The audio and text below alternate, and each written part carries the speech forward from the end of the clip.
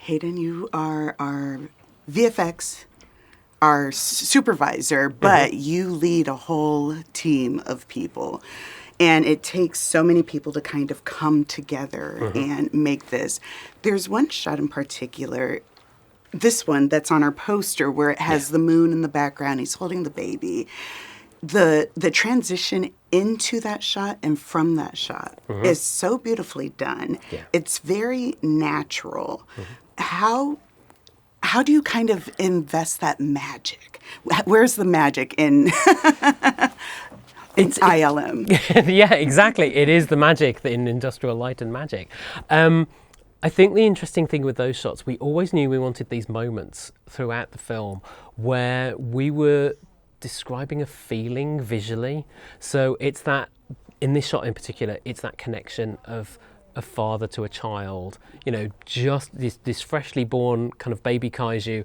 Ultraman looks down and you get the feeling of like warmth and responsibility and childlike feel.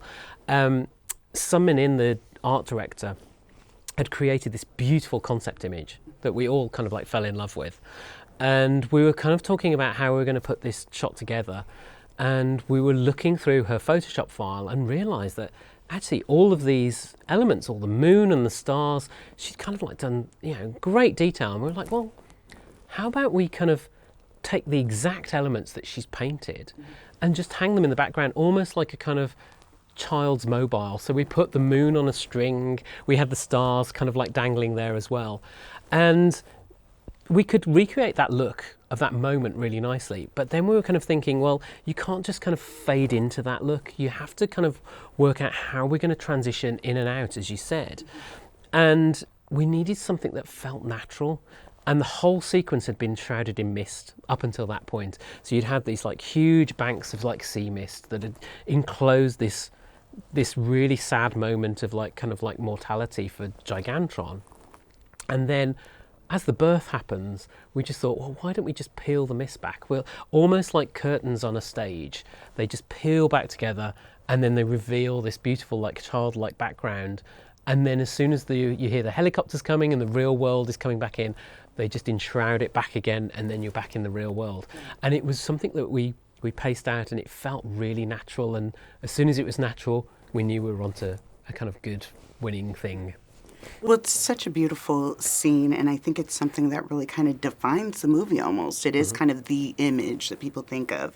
I want to ask you, just generally speaking, when is the job done? When do you know this is it, this is the one that we want, let's go?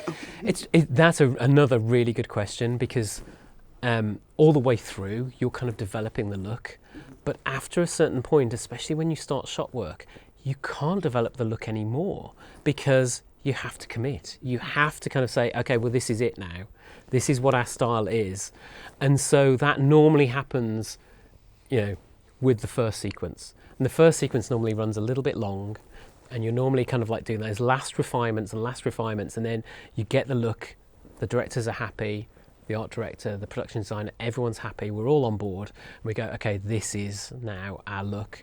But that's only where the start of it happens, because then what we have to do is define our look and make sure that we get all the artists on board and we make sure that they stay consistent to that look all the way throughout the movie.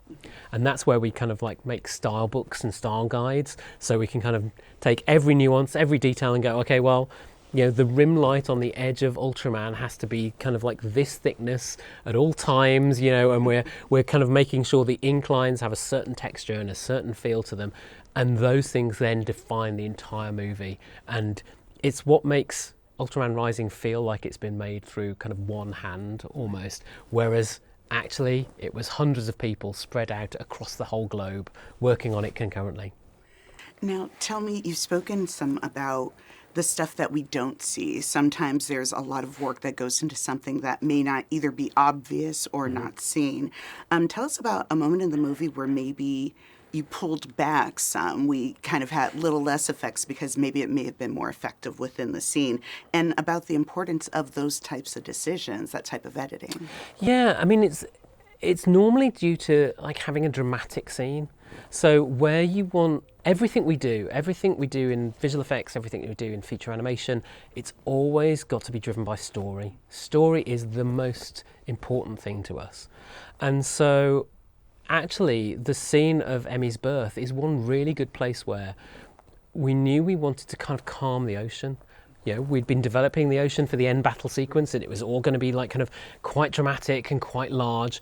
And this was the same ocean, but having the ocean very active just felt wrong for this moment, because it's a mother's death and then the birth of a daughter, and so we wanted to kind of calm everything down. So we ended up really simplifying the ocean, really having it like very, very calm, very flat, just illustrating little ripples, almost like little hand-drawn ripples around the characters.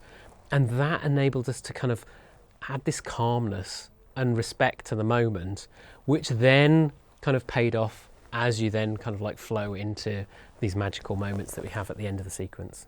Well, I think the payoff was obvious. It just really came together so beautifully. It tells a really exciting story. We're hoping for more. Oh, yes, me too. I'd love to do another one.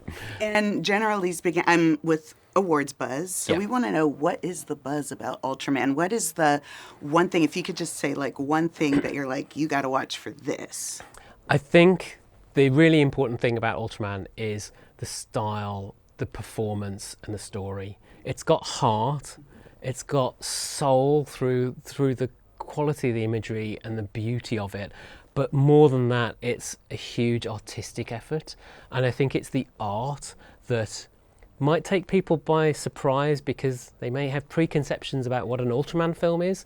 But actually, this is a really beautiful film where hundreds of people have poured their heart and soul into it. And it really is all up there on the screen. Well, I can't wait for more people to see it. Thank you so much for taking time to talk with us. Thank you so much. It's been a real pleasure.